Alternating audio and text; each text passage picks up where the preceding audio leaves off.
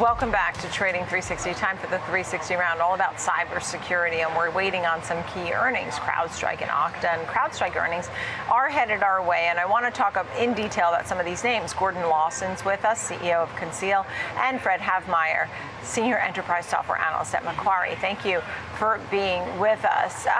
Fred, you have an outperform rating on Crowdstrike and neutral on Datadog and neutral on OKTA. What is it about Crowdstrike that stands out to you?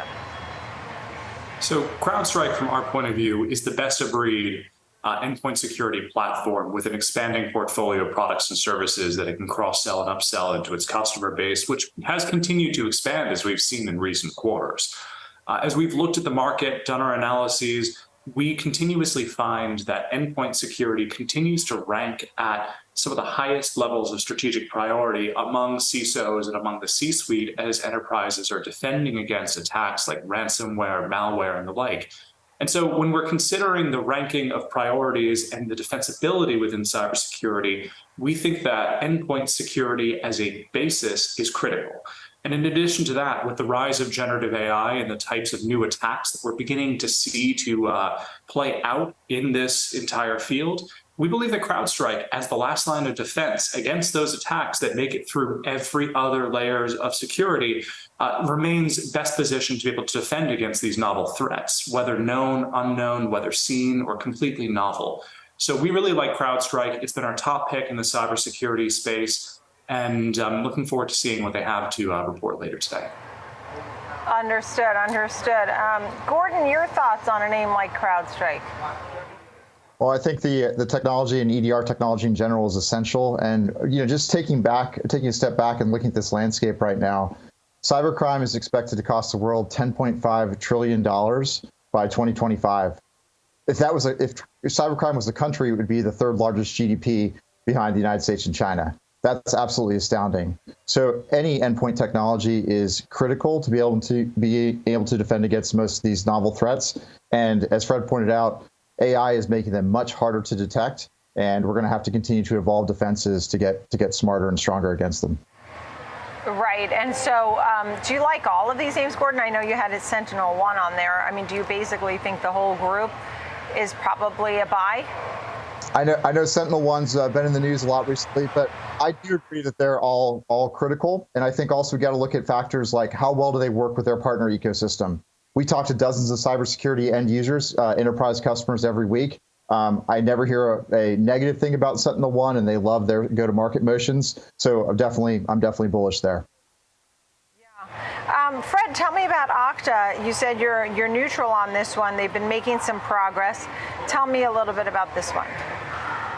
Yeah, thank you. So OKTA's, I think, consistently been one of those companies that sells a good product. But a good product also has to be sold by a unified sales team that's well-equipped and well-trained and able to carry that product. And as we've seen in recent quarters, OKTA, following its acquisition of Auth0, has been going through a couple of periods of restructuring where the company has needed to integrate its sales forces between the consumer-facing Auth0 and the enterprise-focused OKTA core product lines. And it's been a bit of a challenge here. If you need to re-equip a sales force, it's a lot of retraining and reorganization.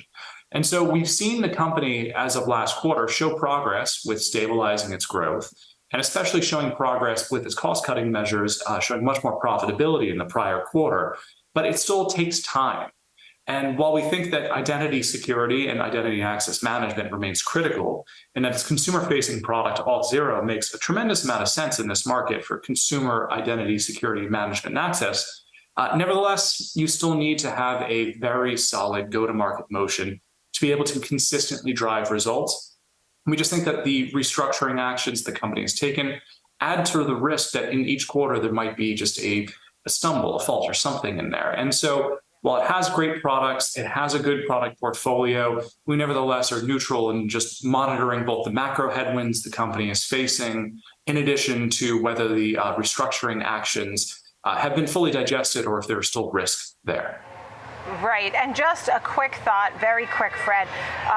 Do you think Crowdstrike beats on earnings and OKTA comes in line or something like that? I think in this period here, we're looking consistently at the long term right now, and we've assembled a portfolio of coverage that is focused really on the long term and focusing on those tailwinds and trends that we believe will carry stocks forward and deliver outperformers like CrowdStrike over a longer period of time. Yeah.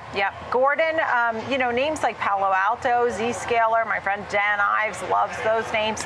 The whole group is higher. Final thoughts here, Gordon.